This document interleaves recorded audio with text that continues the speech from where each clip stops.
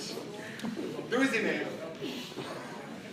1 e action. Action. Woo! All right. Hi. John Hola. Lindo, Jessica Cox at São Paulo's Women's Championship Sunday. Domingo.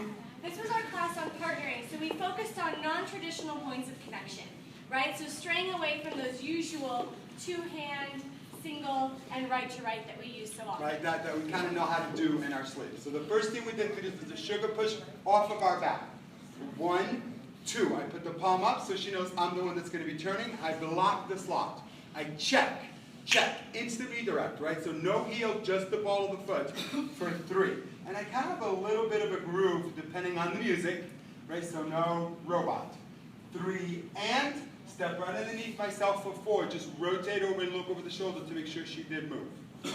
Then I finish my triple. Followers, we talked about that point of connection, making sure that we're still getting compression on his back without it being a push and without it being a little finger poke, right? Also because his back to me is to me have a little bit of freedom, right? But we talked about freedom living within the amount of counts that he's intended, right? So it's a sugar push at 6 counts. I have 6 counts to be done with my moment. So I'm pushing off the back into a sugar touch. 3 and a 4, finish, 5 and a 6. Going right into a basic underarm turn. John's leading a basic. I'm reaching through with the left arm on and 2 to let him know it's different. Again, restricting my freedom to those 6 counts, making sure I still end where he wants me to end. And a 1 and a 2. I'm reaching through. That forces me to go into contra body, pushing off his body into a fan for 3, stepping down like 4, anchoring 5 and a 6. Good, and we talked about that when this happens, as she goes into that reach, I immediately can step across, or I can take a side step to kind of showcase that. Right, so then as she goes through, I do 1 weight transfer, and then I triple. From here we did a sugar push, we released the left, we kept the right. We did a nice easy tuck, just a basic tuck, so you can kind of feel that. We talked about on the tuck leaders on count 4 to kill the momentum. 1, 2, 3, and I step to the side to kill the momentum. So I'm transferring the weight of the follower, but I'm not sending her body down the line because then that forces her to turn.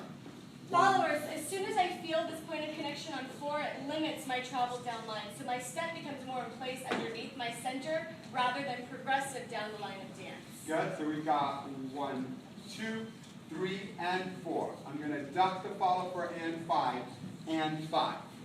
Good, I'm going to step to the side for 6, bringing that into the hip to be secure.